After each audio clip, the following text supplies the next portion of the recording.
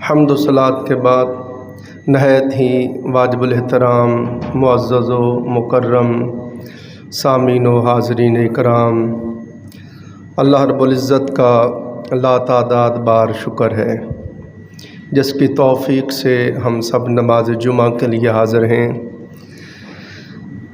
اللہ پاک ہماری حاضری کو اپنی بارگاہ اقدس میں قبول فرمائے۔ اس حاضری کو اللہ پاک ہم سب کے لیے ذریعہ نجات، کفارہ سیئات بنائے۔ عزیزان محترم، اللہ رب العزت کی توفیق سے نہایت ہی اہم موضوعات جو کہ اصلاح احوال کے حوالے سے ہیں، ان کے اوپر ہم گفتگو کر رہے ہیں۔ رب ذوالجلال کی بارگاہ اقدس میں دعا گو ہوں، اللہ پاک مجھے حق کہنے کی توفیق عطا فرمائے، مجھے اور آپ سب کو سن سنا کر اس کے اوپر عمل کرنے کی توفیق عطا فرمائے۔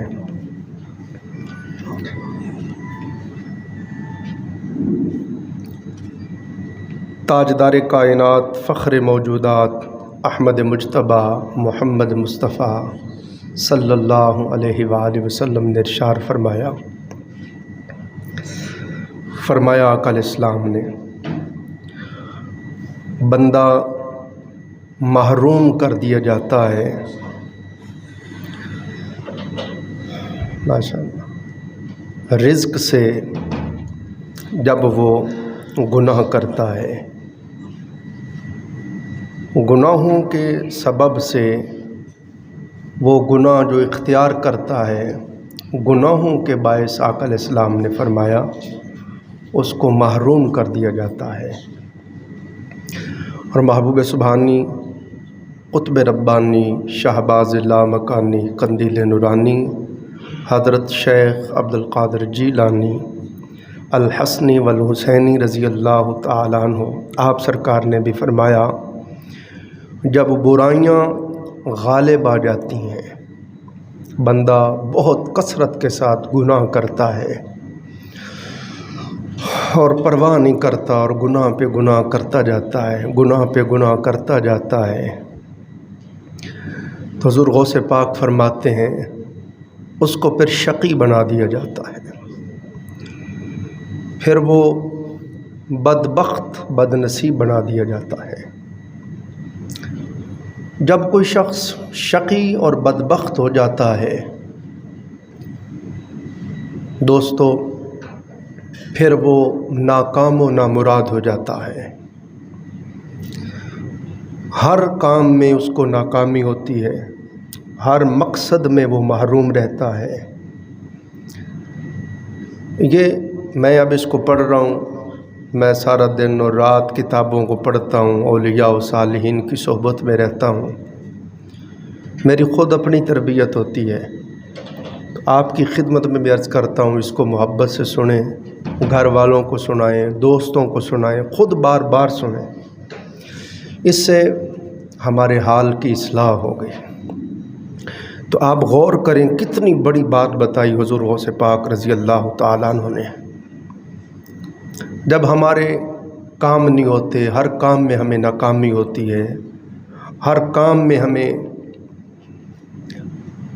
جو بھی کام کرتے ہیں نہیں ہوتا، تو ہمارے پاس بھی لوگ آتے ہیں، کہتے ہیں جی دیکھیں کسی نے کوئی جادو تو نہیں کروا دیا، ہاں جی کوئی بندش تو نہیں لگوا دی۔ آقا علیہ السلام بھی یہی فرما رہے ہیں، حضور غوث پاک بھی یہی فرما رہے ہیں کہ بندہ جب بہت گناہ کرتا ہے تو اس کو شقی بنا دیا جاتا ہے، بدبخت بنا دیا جاتا ہے۔ تو عزیز دوستوں، نہایت ادب سے آپ کی خدمت میں عرض کر رہا ہوں، ادھر ادھر جانے کے بجائے آنکھیں بند کر کے اندر جھانک کے دیکھیں آپ میں کمی تو نہیں ہے، آپ نے اپنا معاملہ اپنے رب کے ساتھ خراب تو نہیں کیا ہوا، آپ نے بہت زیادہ اللہ کی نافرمانی تو نہیں کی ہے۔ تو ادھر ادھر جعلی پیروں کے پاس جانے کے بجائے اور یہ ذہن کے اندر رکھ لینا جی جادو ہو گیا، جی بندش لگا دی ہے، جی میرے ساتھ کالے علم کی چیزیں چھوڑ دی ہیں، جی یہ کر دیا، جی وہ کر دیا ہے، آپ اپنے رب کی طرف رجوع کریں، اللہ سے معافی مانگیں، اللہ کے حضور روئیں، گڑ گڑائیں، آہو بکا کریں، اللہ کے حضور کثرت سے استغفار کریں۔ جب اللہ کے ساتھ آپ کا معاملہ صحیح ہو گیا اور آپ نے گناہوں کو چھوڑ دیا اور اللہ کی تابع فرمانی میں آ گئے تو انشاءاللہ یہ سارے معاملات خود کھل جائیں گے۔ یہ ایک بہت بڑی بات ہے، کاش یہ ہمیں سمجھ آ جائے۔ مگر یہ بات ذہن نشین کر لیں، آقا علیہ السلام نے بھی یہی فرمایا، گناہوں کے سبب رزق سے بندہ محروم کر دیا جاتا ہے۔ حضور غوث پاک فرما رہے ہیں، جب گناہ غالب ہو جائیں بندے کو شقی بنا دیا جاتا ہے، بدبخت بنا دیا جاتا ہے۔ ام المؤمنین سیدہ عائشہ صدیقہ رضی اللہ تعالیٰ عنہ اور عبداللہ بن، یہ ابن ماجہ میں حدیث ہے، عبداللہ بن عمر رضی اللہ تعالیٰ عنہما راوی ہیں، فرماتے ہیں کہ ہم 10 آدمی سرور دو جہاں صلی اللہ علیہ وآلہ وسلم کی خدمت میں حاضر تھے۔ آقا علیہ السلام ہماری طرف متوجہ ہوئے، اب ہر بات کو دل پہ نقش کریں۔ آقا علیہ السلام ہماری طرف متوجہ ہوئے اور فرمایا، 5 ایسی چیزیں ہیں میں خدا کی پناہ چاہتا ہوں۔ سرکار نے فرمایا کہ تم ان کو پاؤ، یعنی 5 چیزوں کی حضور نے نشاندہی کی اور فرمایا میں اللہ کی پناہ چاہتا ہوں کہ تم میں وہ آ جائیں۔ آقا علیہ السلام نے ارشاد فرمایا، جس قوم میں بے حیائی عام ہو جائے، عریانی، فحاشی، زناکاری، بدکاری عام ہو جائے، اب آپ کسی سے بھی یہ چیز مخفی نہیں ہے،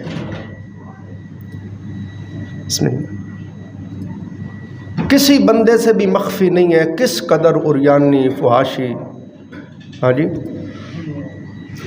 اب مشکل ہی نہیں ہے گناہ کرنا، اس قدر عام بدکاری، فحاشی، عریانی ہو گئی۔ آقا علیہ السلام نے 1500 سال پہلے فرمایا، جب برائی، بے حیائی، عریانی، فحاشی، بے حیائی عام ہو جائے اور لوگ اعلانیہ کرنے لگ جائیں تو اللہ تعالیٰ ان کو طاعون میں مبتلا کر دیتا ہے اور ایسی بیماریوں میں گرفتار کر دیتا ہے جن بیماریوں کا پہلوں نے نام بھی نہیں سنا ہوگا۔ اب دیکھ لیں، کتنی بیماریاں ہیں، اور اب تو ایسی بیماریاں آ گئیں جن کا علاج کوئی نہیں ہے۔ تو آقا علیہ السلام نے نشاندہی کی۔ اب ہم کہتے ہیں جی پتہ نہیں کیوں میں بیمار رہتا ہوں، حضور علیہ السلام نشاندہی فرما رہے ہیں، اگر کوئی نیک آدمی ہو، صالح آدمی ہو، انبیاء علیہ السلام ہوں، اولیاء ہوں، صالحین ہوں، ان کے ساتھ ایسا معاملہ ہو، بیمار ہوں، تو پھر فرمایا اللہ تعالیٰ ان کے درجات کو بلند کر رہا ہے۔ مگر ہمارے جیسے لوگوں کی بات ہو رہی ہے، فرمایا تمہارے اوپر بیماریاں اس وجہ سے آتی ہیں کہ جب معاشرے میں بے حیائی عام ہو جائے گی تو حضور علیہ السلام نے پھر فرمایا پھر بیماریاں عام ہو جائیں گی۔ بیماریاں، ابھی آپ کے سامنے کرونا آ رہا، اب ایک اور نئی بیماری کوئی آ گئی ہے، تو اس کا سبب، اس کی وجہ یہ ہے کہ معاشرے میں بے حیائی عام ہو گئی ہے۔ پھر سرور دو جہاں صلی اللہ علیہ وآلہ وسلم نے ارشاد فرمایا، جب کوئی قوم ناپنے تولنے میں کمی کرنے لگ جائے وہ قوم قحط میں مبتلا ہو جاتی ہے اور ظالم حکمران ان پر مسلط ہو جاتے ہیں۔ اس کے اوپر میں آگے جا کے بات کروں گا۔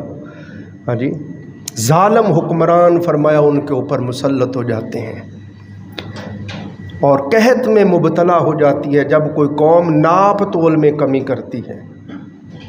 ابھی میں نے 2-4 دن پہلے فیس بک پہ ایک ویڈیو دیکھی، یہ دکانوں کے اوپر عام نہیں وہ تیل پٹرول ڈالتے، انہوں نے اس کی وہ کپی جس کے ساتھ تیل ڈالتے ہیں اس کو پکڑا تو انہوں نے بوتل کے اندر وہ بھر کے تو بوتل کے اندر ڈالی، لیٹر کی وہ تھی، تو آدھا لیٹر بھی اندر سے تیل نہیں نکلا۔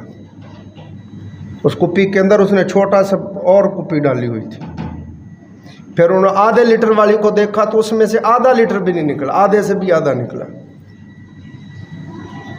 آپ سب جانتے ترازو کے نیچے مقناطیس لگا دیتے ہیں، ہاں جی، وہ تولنے والا جو بٹا ہوتا ہے اس کو اندر سے خالی کر لیتے ہیں۔ کس طرح ہم ناپ تول میں کمی کرتے ہیں، فراڈ کرتے ہیں، دھوکہ دیتے ہیں، بے ایمانی کرتے ہیں، اور پھر کہتے ہیں جی دیکھیں جی بارش ہو گئی جی، اولے پڑ گئے جی، ساری فصل تباہ ہو گئی جی، گندم نہیں مل رہی جی، حکمران بڑے ظالم آ گئے جی۔ میں اس چیز کے اوپر فوکس کر رہا ہوں اور آپ کی توجہ دلوا رہا ہوں، حکمرانوں کو چھوڑو، اپنے آپ کو صحیح کرو۔ ہم جس دن صحیح ہو گئے اوپر تک سب معاملہ ہی صحیح ہو جائے گا۔ یہ میری بات دل میں لکھ لینا۔ سرور کائنات صلی اللہ علیہ وآلہ وسلم فرما رہے ہیں جب تم ناپ تول میں کمی کرو گے قحط میں مبتلا ہو جاؤ گے، اور آقا علیہ السلام نے فرمایا ظلم حکام میں مبتلا ہو جاؤ گے۔ حکمران پھر تمہارے اوپر ظلم کریں گے، جبر کریں گے، زیادتی کریں گے۔ اب آپ کے سامنے معاشرہ ہے، میں زیادہ اس پہ بحث نہیں کرتا، آپ کو بات سمجھ آتی جا رہی ہے۔ پھر سرور دو جہاں صلی اللہ علیہ وآلہ وسلم نے ارشاد فرمایا جب کوئی قوم زکوٰۃ کو بند کر لیتی ہے، زکوٰۃ نہیں دیتی، اللہ نے اس کے مال کے اندر جو غریبوں کا، مسکینوں کا حصہ رکھا ہے وہ نہیں دیتی، تو آقا علیہ السلام نے فرمایا اللہ باران رحمت کو بند کر دیتا ہے۔ بے موسمی بارشیں ہوں گی، جب ضرورت نہیں ہوگی تب ہوں گی، حد سے زیادہ ہوں گی، جب ضرورت ہوگی ہوں گی نہیں۔ اور آقا علیہ السلام نا اگر بہائم نہ ہوں، یہ جانور چرند پرند نہ ہوں، اللہ بارش برسائی ہی نہ۔ تو فرمایا یہ والا معاملہ اس وجہ سے ہوتا ہے جب لوگ زکوٰۃ نہیں دیتے۔ پھر آقا علیہ السلام نے ارشاد فرمایا جب کوئی قوم عہد شکنی کرتی ہے، وعدہ خلافی کرتی ہے، اب ہم سب کو اپنا اپنا محاسبہ کرنا چاہیے۔ آقا علیہ السلام نے فرمایا منافق کی 4 نشانیاں ہیں۔ جب بولے گا جھوٹ بولے گا، کسی سے وعدہ کرے گا وعدہ خلافی کرے گا، وہ امانت دے گا اس میں خیانت کرے گا، کسی سے جھگڑا ہو جائے گا گندی گندی گالیاں بکے گا۔ یہ منافق کی 4 نشانیاں ہیں۔ تو اب معاشرے میں دیکھیں، ہم سب اپنا اپنا محاسبہ کریں۔ تو فرمایا جب عہد شکنی ہونے لگے، وعدہ خلافی ہونے لگے، تو آقا علیہ السلام نے فرمایا ایسی صورت میں اللہ پاک غیروں کو قوم کے اوپر مسلط کر دیتا ہے۔ دوسرے کافر، یہود و نصارہ، دشمن جو ہیں وہ اب ہمارے خصوصی طور پہ ہمارے ملک پاکستان کے جو غیر مستحکم حالات ہیں، آپ سب مجھ سے زیادہ سمجھتے ہیں، یہ جو ادھر ادھر کے جو دشمن ہیں ان کی وجہ سے یہ سارے حالات تباہ ہوئے ہیں، اور یہ ہمارے اوپر دشمن اس لیے غالب ہیں کہ ہم خدا کے نافرمان ہو گئے ہیں۔ جس دن ہم رب کے تابع فرمان ہو گئے، اللہ تعالیٰ سارے معاملات ہمارے درست فرما دے گا۔ ام المومنین سیدہ عائشہ صدیقہ رضی اللہ تعالیٰ عنہا سے کسی نے پوچھا کہ اماں جان یہ زلزلے کیوں آتے ہیں، زلزلوں کا سبب کیا ہے؟ آپ نے فرمایا جب لوگ زنا کو امر مباح سمجھ کر کرنے لگیں، زنا کو جائز سمجھ کر بے دھڑک کرنے لگیں، اور فرمایا باجے بجائے جانے لگے اور شرابیں پی جانے لگیں، تو آقا علیہ السلام نے فرمایا اللہ کو آسمان پہ غیرت آتی ہے، وہ زمین کو حکم دیتا ہے ان کو ہلا کے رکھ دے، ان کو ہلا دے۔ تو فرمایا یہ زلزلے اس وقت آتے ہیں جب تم بہت گناہ کرتے ہو، بہت نافرمانی کرتے ہو۔ تو یہ میں نے موضوعات اس لیے شروع کیے ہیں کہ ہم سب اپنا اپنا بھی محاسبہ کریں، اپنے اپنے حال پہ بھی مہربانی فرما کے نظر ڈالیں، ہم کس مقام پہ کھڑے ہیں۔ یہ حالات ہماری وجہ سے تو نہیں ہیں۔ حضرت عمر بن عبدالعزیز رضی اللہ تعالیٰ عنہ آپ کے زمانہ حکومت میں جب کبھی زلزلہ آتا، آپ تمام شہروں میں حکم فرماتے فلاں تاریخ کو، فلاں دن کو سب لوگ گھروں سے باہر نکل کے فلاں جگہ جمع ہوں اور وہاں جا کر اللہ تعالیٰ سے توبہ و استغفار کریں۔ فرماتے یہ جو زلزلہ آیا ہے زمین پر، اللہ رب العزت کے عتاب کی نشانی ہے، وہ ہم سے ناراض ہے، ہمارے گناہوں کی وجہ سے ناراض ہے، اس کی وجہ سے اس نے ہمیں جھنجھوڑا ہے، زمین کو ہلایا ہے۔ تو باہر نکل کر سارے کے سارے لوگ اجتماعی طور پر اللہ سے معافی مانگو، توبہ کرو، اور جن کو اللہ نے مال دیا ہے غریبوں کے اوپر خرچ کرو، تاکہ اللہ تعالیٰ اس مصیبت سے ہمیں نجات عطا فرمائے۔ اور اللہ رب العزت نے کلام پاک میں ارشاد فرمایا قد افلح من تزکا، فرمایا تحقیق کامیاب ہو گئے وہ لوگ جنہوں نے اپنا تزکیہ کر لیا، جنہوں نے اپنے ظاہر باطن کو پاک کر لیا، جنہوں نے اپنے ظاہر باطن کی تطہیر کر لی، جو پاک ہو گئے، فرمایا وہ کامیاب ہو گئے، اس جہان میں بھی کامیاب ہو گئے، اس جہان میں بھی کامیاب ہو گئے جنہوں نے تقوی اور صالحیت کی زندگی کو اپنا لیا۔ وَذَكَرَ اسْمَ رَبِّهِ فَصَلَّىٰ، جو اپنے رب کے نام کا ذکر کرتے ہیں، نماز پڑھتے ہیں، زکوٰۃ دیتے ہیں، یہ وہ لوگ ہیں جو فلاح پا گئے، کامیاب ہو گئے۔ اور عزیزان محترم، آپ انبیاء علیہ السلام کی زندگیوں کا مطالعہ کریں۔ حضرت نوح علیہ السلام نے اللہ رب العزت کے حضور عرض کی، سب سے پہلے حضرت آدم علیہ السلام کا ہم نے پڑھا، جب 300 سال تک آپ روتے رہے اور آپ نے اللہ کے حضور روتے ہوئے عرض کی ربنا ظلمنا انفسنا، اے اللہ، اے ہمارے رب، ہم نے اپنی جانوں پہ ظلم کیا ہے، وَإِن لَّمْ تَغْفِرْ لَنَا، اگر تو ہمیں نہ بخشے، وَتَرْحَمْنَا، اور ہمارے اوپر رحم نہ کرے، لَنَكُونَنَّ مِنَ الْخَاسِرِينَ، تو ہم گھاٹے والوں میں سے ہو جائیں گے۔ حضرت یونس علیہ السلام کا قرآن بیان کرتا ہے، انہوں نے پڑھا لا الہ الا انت سبحانک انی کنت من الظالمین۔ حضرت نوح علیہ السلام کی قوم جب انہوں نے انتہا کر دی نافرمانی کی اور آپ نے بد دعا کی، اور آپ جانتے ہیں پانی آیا، اور لکھا ہے مفسرین نے کہ ان کی قوم کے اندر اللہ تعالیٰ کی طرف سے اس طرح سے عذاب آیا کہ ان کی فصلیں اجڑ گئیں، زمین خشک ہو گئی، باغات جل گئے، اور عورتیں ان کی بانجھ ہو گئیں۔ پھر وہ روتے ہوئے بلبلاتے ہوئے آپ کے پاس آئے تو آپ نے فرمایا فَقُلْتُ اسْتَغْفِرُوا رَبَّكُمْ إِنَّهُ كَانَ غَفَّارًا، اپنے رب سے استغفار کرو، بے شک وہ بڑا بخشنے والا ہے۔ فرمایا جب تم اللہ سے رجوع کرو گے، اللہ سے معافی مانگو گے، وَيُرْسِلِ السَّمَاءَ عَلَيْكُمْ مِدْرَارًا، اللہ تمہارے اوپر بارش کو برسائے گا، وَيُمْدِدْكُمْ بِأَمْوَالٍ وَبَنِينَ وَيَجْعَلْ لَكُمْ جَنَّاتٍ وَيَجْعَلْ لَكُمْ أَنْهَارًا، اللہ پاک مالوں سے، اولادوں سے تمہاری مدد فرمائے گا، تمہارے لیے باغات کو اگا دے گا، تمہارے لیے نہروں کو جاری کر دے گا۔ حضرت نوح علیہ السلام بھی یہی سمجھا رہے ہیں۔ تو انبیاء علیہ السلام کی یہ تعلیمات ہیں، لوگوں جب اس طرح کے حالات ہو جائیں، رب ناراض ہو جائے، اللہ کی طرف رجوع کرو، اللہ سے معافی مانگو، استغفار کرو، رو گڑ گڑاؤ، اللہ کے حضور آہو بکا کرو۔ اس پر ہم بار بار پڑھ رہے ہیں، حضرت آدم علیہ السلام کی زندگی اللہ نے ہمارے سامنے رکھ دی کہ دیکھو تمہارے بابا آدم سے بھول ہو گئی، تو انہوں نے فوراً میری طرف رجوع کیا، روتے رہے روتے رہے روتے رہے، اور بالآخر میں نے ان کو معاف کر دیا۔ تو ہمیں بھی یہی سمجھایا جا رہا ہے، اگر میری رضا چاہتے ہو، غلطی ہو جانا، بھول جانا، خطا ہو جانا یہ تمہاری فطرت میں ہے، گناہ ہونا برا نہیں، برا یہ ہے کہ تم میری طرف لوٹ کر نہ آؤ، میری طرف رجوع نہ کرو، مجھ سے معافی نہ مانگو۔ تو عزیزان محترم، آپ دیکھیں اس کے اوپر ہم تھوڑی آج گفتگو کرتے ہیں۔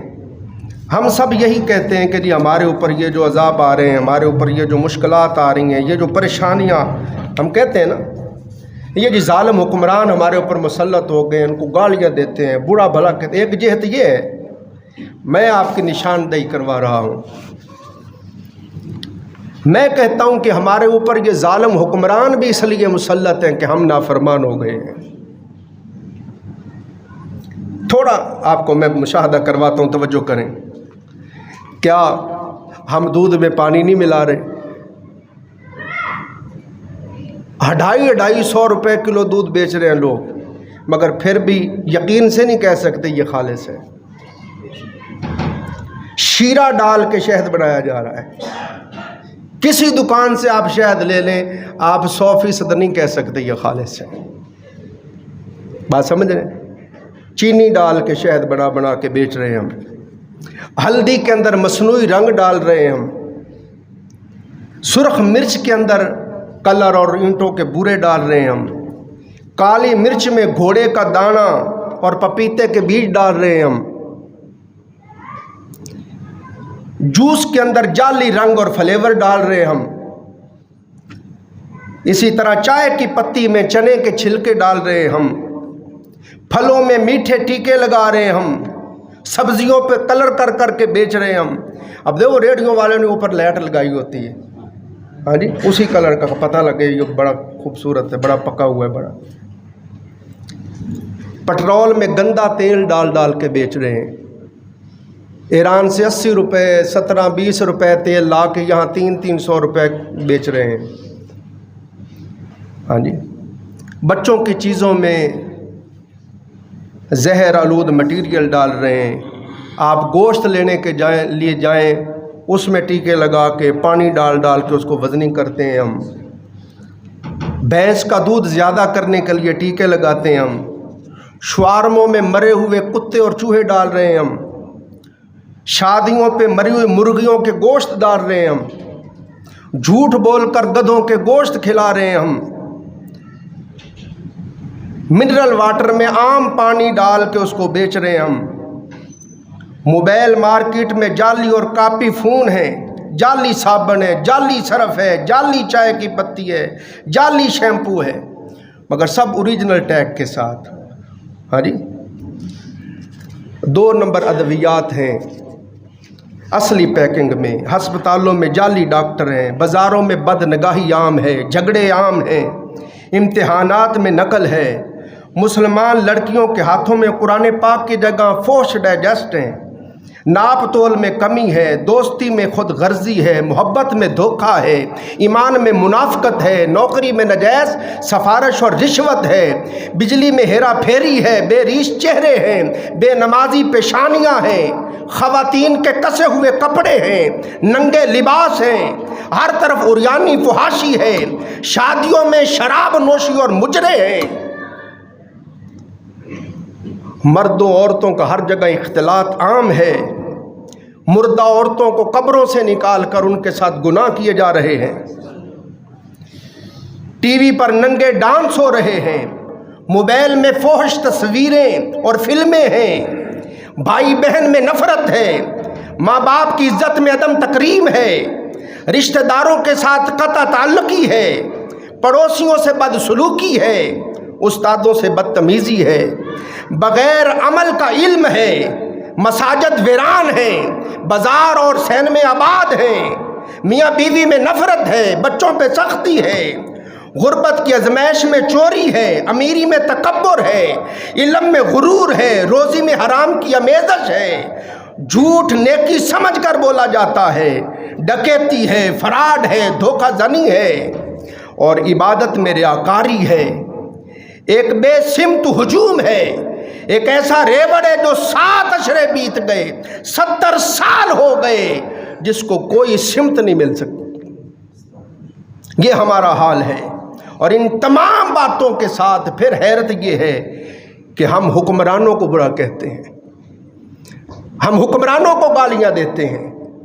आप नहीं जानते ऐसे हुक्मरान कब मुसल्लत होते हैं? जब अवाम नाफरमान हो जाती है।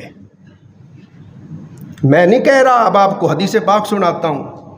हम बात बात पे कहते हैं या अल्लाह हमें हज़रत उमर फ़ारूक जैसा आदिल मुनसफ़ बादशाह अता फरमा, कहते हैं ना। तो आप जानते सैयदना उमर फ़ारूक रज़ी अल्लाह की रियाया कौन थी? सहाबा इकराम थे, ताबीन थे, वो लोग साहिबान तकवा थे। अरे उन जैसा अमीर और खलीफा और बादशाह और हाकिम चाहिए तो उनकी रियाया जैसा तकवा लेके आओ। उन जैसी इबादत लाओ, उन जैसा ज़ुहद लाओ, उन जैसी किफ़ायत शियारी लाओ, उन जैसी सादगी लाओ, उन जैसा खौफ खुदा लाओ, उन जैसी ताबे फरमानी लाओ। जब हम उन जैसे हो गए, अल्लाह पे के पास बंदों की कोई कमी नहीं। अल्लाह उसी वक्त सैयदना उमर फ़ारूक जैसा हमें हाकिम अता फरमा देगा। ये लम्हा फ़िक्र या इस बात पे आप गौर करें।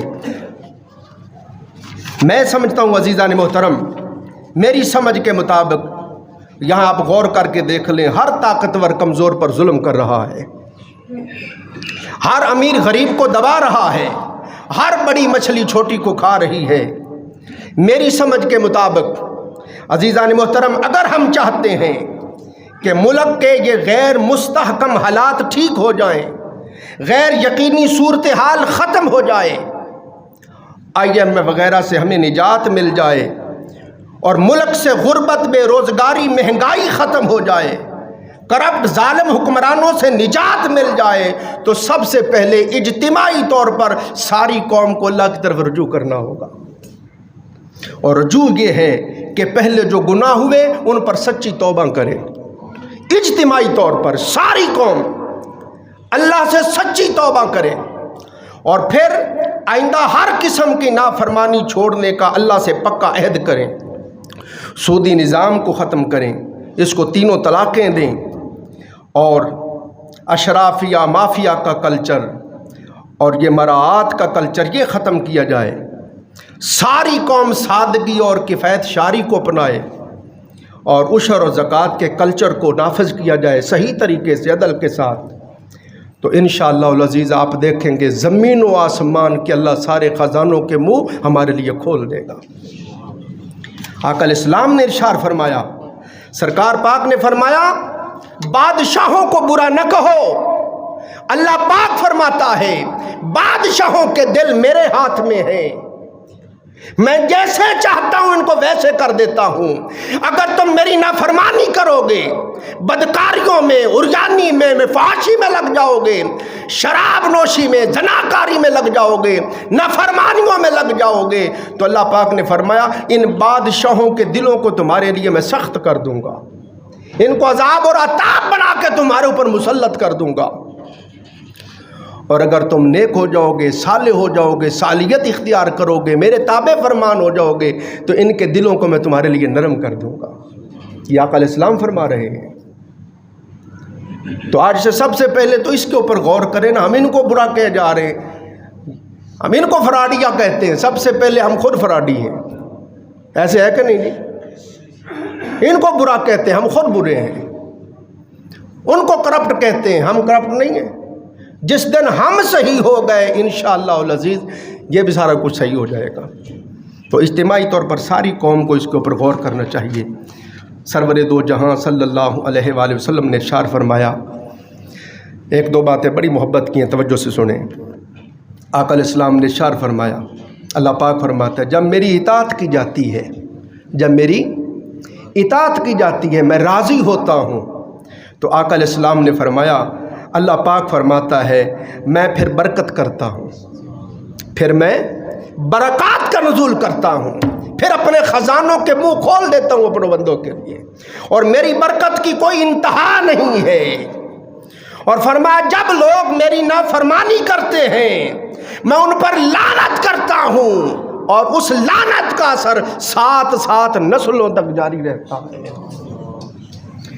اس کے اوپر اب تھوڑی سی ہم گفتگو کرتے ہیں، آپ سمجھیں، سب سے پہلے برکت کو سمجھیں آپ۔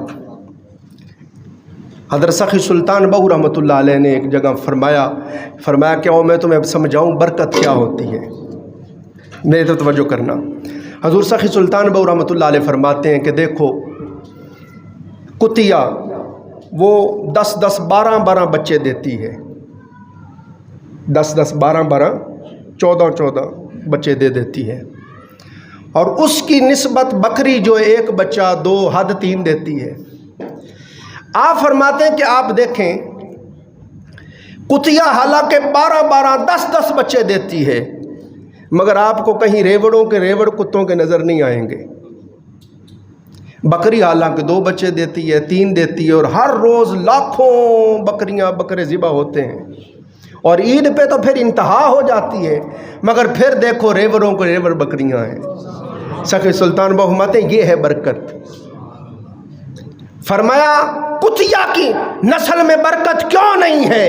کہتے ہیں وہ اگلی رات جاگتی ہے، اور بکری کی نسل میں اللہ نے اس لیے برکت رکھ دی وہ پچھلی رات جاگتی ہے۔ تو فرمایا یہ ہے، ایک تو یہ سمجھو یہ ہے برکت، جب رب برکت دیتا ہے تو جتنا مرضی خرچ کرتے جاؤ ختم نہیں ہوتا، اور دوسرا یہ سمجھو کہ پچھلی رات کا پہر ایسا ہے جو جاگتے ہیں یاد کرتے ہیں ان کے لیے اللہ برکتوں کے دروازے کھول دیتا ہے۔ اور اس طرح بھی آپ سمجھے برکت، حضرت خضر علیہ السلام اور موسیٰ علیہ السلام، حضرت خضر علیہ السلام اور موسیٰ علیہ السلام، وہ سارا واقعہ نہیں پڑھ رہے، ایک بستی میں گئے، ان کو کہا کہ یار ہم مسافر ہیں، ہمیں پانی پلا دو، کھانا کھلا دو، انہوں نے نہیں کھلایا۔ پھر آپ نے دیکھا کہ ایک دیوار گر رہی تھی، خضر علیہ السلام نے اس دیوار کو دوبارہ سے صحیح کر کے تعمیر کر دیا۔ موسیٰ علیہ السلام نے اعتراض کیا، انہوں نے کہا آپ اچھے بندے ہیں، انہوں نے ہمیں کھانا تک نہیں کھلایا، اتنے بد اخلاق ہیں، اور آپ ہیں کہ ان کی دیواریں صحیح کرتے پھر رہے ہیں۔ حضرت خضر علیہ السلام نے فرمایا پیارے موسیٰ، اصل میں بات یہ ہے کہ یہ جو دیوار تھی نا، آپ نے دیکھا بالکل بسیدہ ہو گئی تھی اور گر رہی تھی، میں نے اس کو صحیح اس لیے کر دیا، اس دیوار کے نیچے ایک خزانہ دبا ہوا ہے، اور وہ مال 2 یتیم بچوں کا ہے، 2 یتیم بچوں کا ہے۔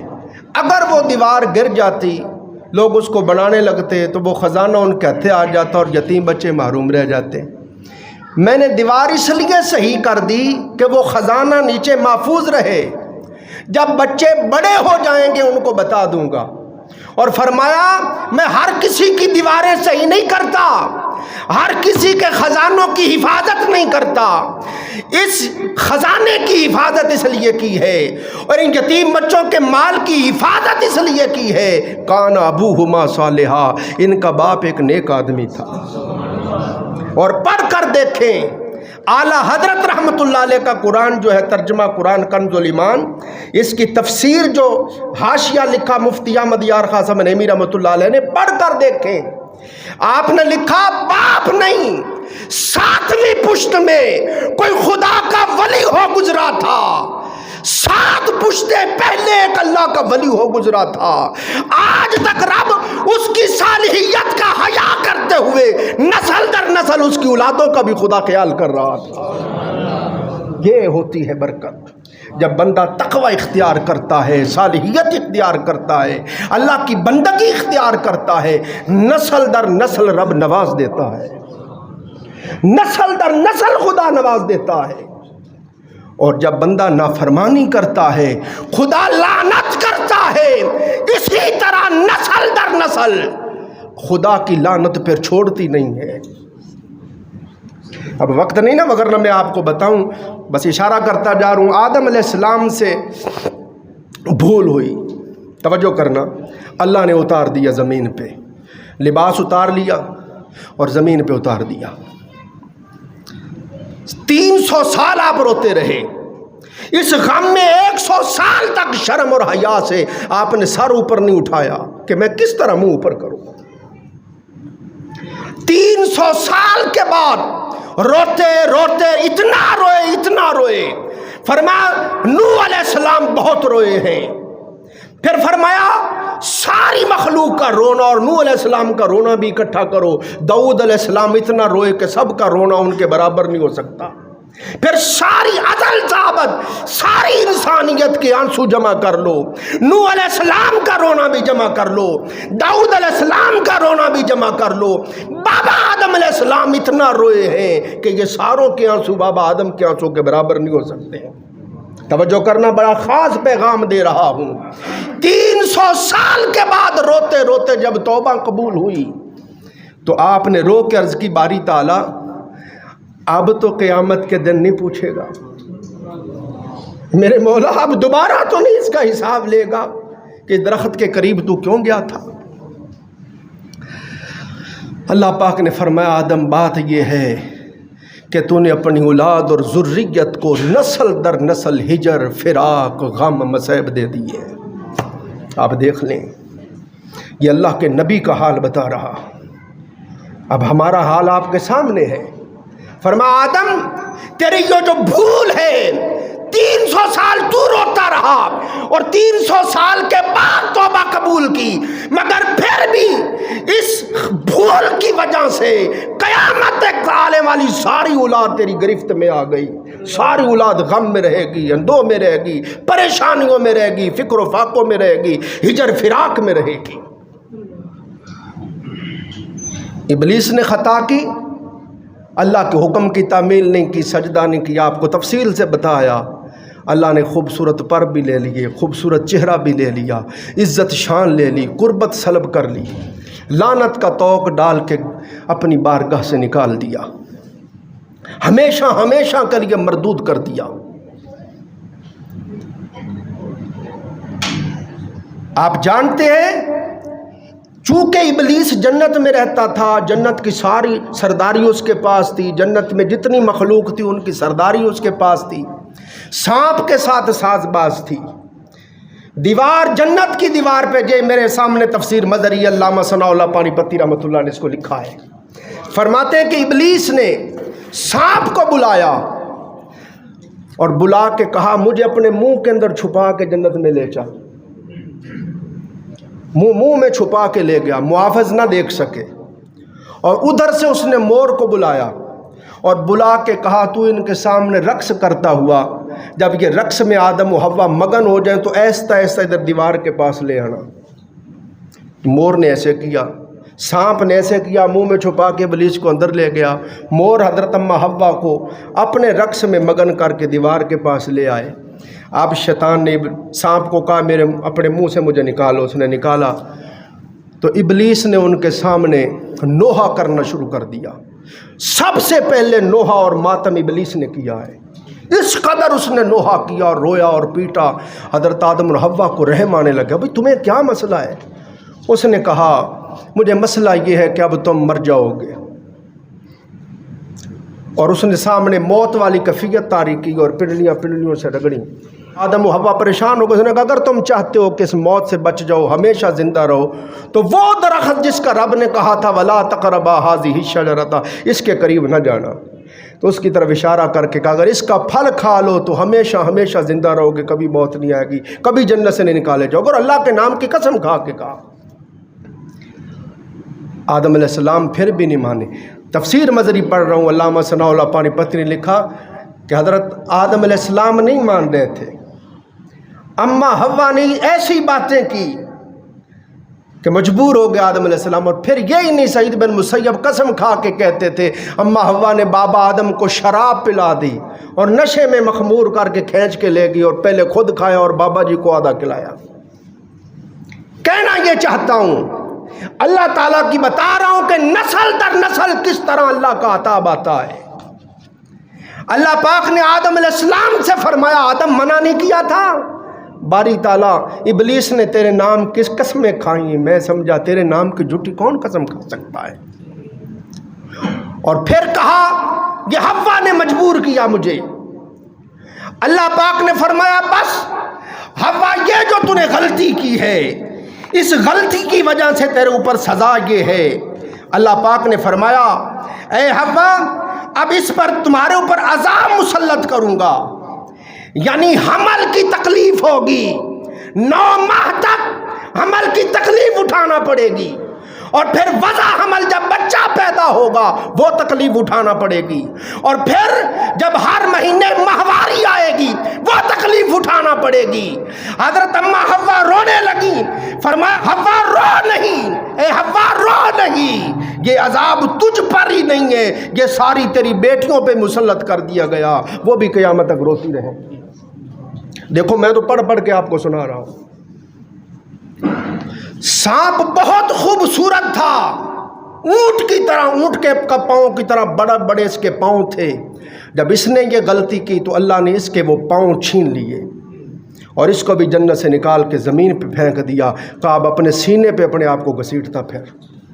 مور دیکھے کتنا خوبصورت ہے، کتنے خوبصورت اس کے پر ہیں، کتنا حسین، ایسے ہی اس کے خوبصورت پاؤں تھے۔ جب اس نے یہ غلطی کی کہ رقص کرتے ہوئے ادھر لایا تھا، اس کی پاداش میں اللہ تعالیٰ نے اس کو بھی جنت سے نکال دیا اور اس کے پاؤں کا بھی حسن چھین لیا۔ تو عزیزان محترم آپ دیکھیں اس طرح سے نسل در نسل گرفت ہو جاتی ہے۔ اگر آپ چاہتے ہیں اس جہان میں بھی اس جہان میں بھی ہم وقت رب ذوالجلال کی رحمتوں کا نزول ہو آپ کے ظاہر پر، آپ کے باطن پر، آپ کے گھر بار پر، آپ کے اہل و عیال پر، آپ کے کاروبار پر، آپ کے اس جہان میں اس جہان میں، تو خدا کے تابع فرمان ہو جاؤ۔ فرمایا صرف تم پر ہی نہیں، نسل در نسل تمہاری اولادوں پر بھی میرا لطف و کرم جاری رہے گا، اور اگر نافرمان ہو جاؤ گے تو میری لعنت ہوگی، جب لعنت ہوگی تو پشت در پشت، فرمایا نسلوں تک پھر یہ لعنت نہیں چھوڑتی، بدبختی مقدر ہو جاتی ہے۔ اللہ تعالی ہم سب کو سمجھنے عمل کرنے کی توفیق عطا فرمائے۔ وآخر دعوانا الحمدللہ رب العالمین۔